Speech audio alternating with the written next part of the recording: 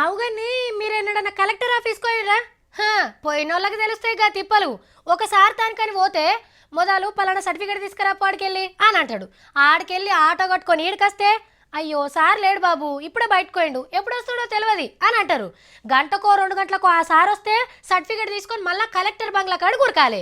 ఈడ ఆ సర్టిఫికేట్నేమో 4 జిరాక్సులు తీసుకురాపో అని అంటారు. మళ్ళా ఆడికెళ్ళి జిరాక్స్ దుకాణం కాడికి పోయే వరకు అర్రే కరెంట్ ఇప్పుడే పోయిందయ్యా జరసేపు ఆగు అని అంటారు. అది పోయి మళ్ళీ ఆఫీస్ కాడికి వచ్చే వరకు మనకేమో బగ్గా ఆకలి అవుతుంది. కానీ ఆడ షాయి ఒట్టు తప్ప ఏం దొరకది. కానీ ఇదివరసం దిగ్గిసొంటి తిప్పలన్నీ తిరిగిపోతున్నాయి. ఇక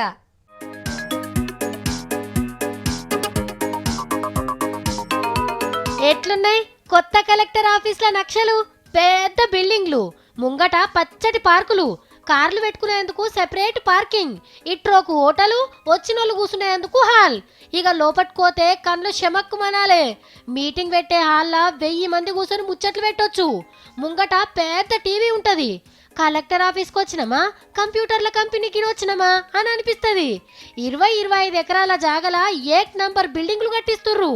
కలెక్టర్ బంగ్లాలనే చదువుల ఆఫీసు, దవాఖాన్ల ఆఫీసు, ఆబ్కారీ ఆఫీసు, మహిళా సంఘాల ఆఫీసు, అన్ని సర్కార్ ఆఫీసులు ఈయనే ఉంటాయి. లోపట్నే ఏటీఎం సెంటర్లు, కరెంట్ ఎప్పుడు ఉండేటట్టు జనరేటర్లు పెట్టిస్తారట.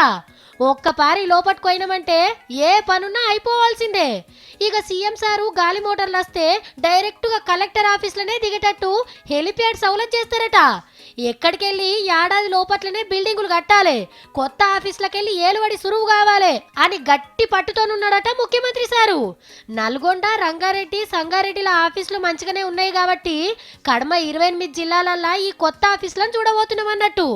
ఇక పోలీసు వాళ్ళు లెఫ్ట్ రైట్ కొడతందుకు పెద్ద మైదానం ఉండేటట్టు సెపరేట్ గా ఎస్పీ ఆఫీసులు కట్టిస్తారట.